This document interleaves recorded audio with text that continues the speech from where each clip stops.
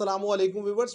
कल से tri nation series का आगाज होने जा रहा है, जिसमें पहला मैच पाकिस्तान और जिम्बाब्वे के दरमियान रावलपिंडी में खेला जाएगा। तीसरी टीम श्रीलंका है। पाकिस्तान के लिए ये सीरीज बड़ी इंपॉर्टेंट है, क्योंकि T20 वर्ल्ड कप शुरू होने से पहले पाकिस्तान के पास अब दो बड़ी असाइनमेंट है। एक ये सीरीज है और इसके बाद पाकिस्तान ने ऑस्ट्रेलिया के खिलाफ 3 T20 मैचेस की सीरीज खेलनी है। इसके अंदर ही रहते हुए पाकिस्तान को अपना कॉम्बिनेशन भी डेवलप करना है, अपनी प्लेइंग 11 भी सेट करनी है। इसके लिए जो स्क्वाड है पाकिस्तान पहले ही अनाउंस कर चुका था, लेकिन उसके अंदर एक तब्दीली की गई है। हसन नवाज की जगह फ़खर जमान को इन किया गया, क्योंकि हसन नवाज बड़ी बुरी तरह फ्लॉप हो चुके थे। तो अगर हम नज़र डाल लें कि पाकिस्तान ने जो इस ट्राई नेशन सीरीज़ के लिए अपना जो स्क्वाड अनाउंसमेंट किया है वो क्या है, और कल जो मैच खेला जाएगा उसमें पाकिस्तान की क्या पॉसिबल प्लेइंग 11 रहने वाली है।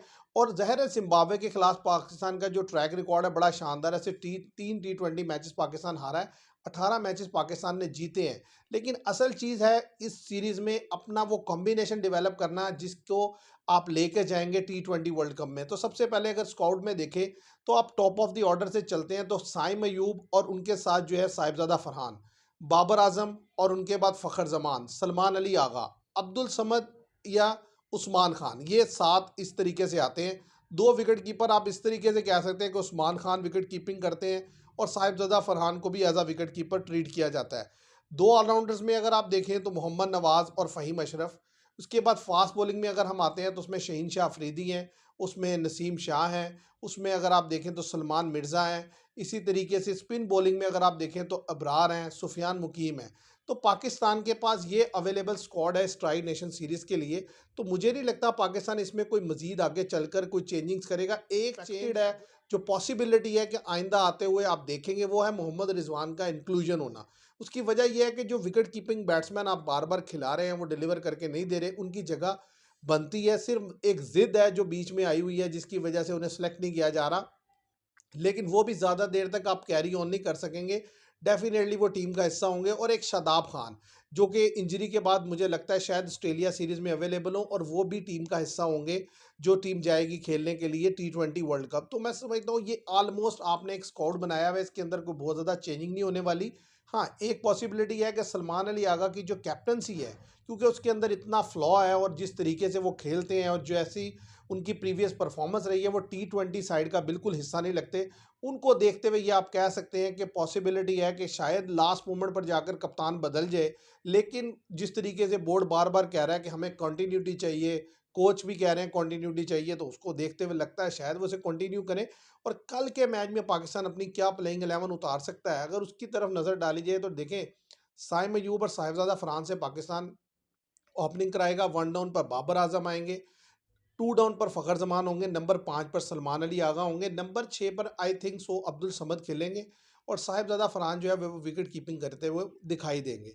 नंबर 7 की अगर बात की जाए तो मोहम्मद नवाज, नंबर 8 पर फ़हीम अशरफ होंगे, नंबर 9 पर शहीन शाह अफरीदी होंगे, नंबर 10 पर सलमान मिर्ज़ा होंगे और नंबर 11 अबरार अहमद होंगे।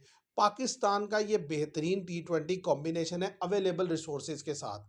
क्योंकि देखें, इसके अलावा भी आपके पास प्लेयर बैठे हैं। मैं समझता हूँ अगर रिजवान हो तो अब्दुल समद की जगह रिजवान को खेलना चाहिए, और सलमान अली आगा की अपनी जगह नहीं बनती, उनकी जगह भी कोई और बेहतर बैट्समैन लाया जा सकता है। तो ये चीज़ें सामने नज़र आ रही। बात कर ली जाए कि ये मैच जो है पिंडी में खेला जाएगा, तो इस मैच में अगर प्रेडिक्शन की बात की जाए या टॉस फैक्टर की बात की जाए, तो जैसा कि आप जानते हैं जो कंडीशन है इसमें ड्यू फैक्टर आता ही आता है। नाइट में खेलना इजी होता है, लेकिन क्योंकि ये मैच स्टार्ट ही तकरीबन 7-7:30 पर होगा, तो दोनों टाइम्स नाइट ही होगी। लेकिन फिर भी जो टीम सेकंड टाइम खेलेगी उसके लिए खेलना कदरे आसान रहेगा। और जिम्बाब्वे के अगेंस्ट खैर पाकिस्तान को ये मैं नहीं समझता प्रॉब्लम होनी चाहिए कि पहले खेलें या बाद में खेलें, दोनों तरह से पाकिस्तान को बेहतर खेलना चाहिए। लेकिन आपको वो डिफीट नहीं भूलनी चाहिए जो पाकिस्तान को 2022 के वर्ल्ड कप में जिम्बाब्वे के हाथों ऑस्ट्रेलिया में हुई थी, ब्रिस्बेन में। तो ऐसा नहीं है कि जिम्बाब्वे को आप इजी ले सकते हैं। और सलमान अली आगा ने भी अपनी यानी कि जो प्रेस कॉन्फ्रेंस की है उसमें उन्होंने ये मेंशन किया है कि हम किसी को भी जो है ना फॉर ग्रांटेड नहीं लेंगे, अपनी पूरी एफर्ट लगाएंगे। तो मैं समझता हूँ कि ये जो यानी कि सीरीज़ आपके पास है, इसको आप एक अपॉर्चुनिटी के तौर पर लें, और सारे लड़के इसको अपॉर्चुनिटी के तौर पर लें और परफॉर्मेंस दें, ताकि आप लोग आगे जो T20 वर्ल्ड कप है उसके लिए सेलेक्ट भी हों और उसमें जाकर बेहतर परफॉर्म करते हुए भी दिखाई दें। ज़्यादा चांस तो ये है कि 80 to 90% चांस है कि पाकिस्तान ये मैच आसानी से जीत लेगा।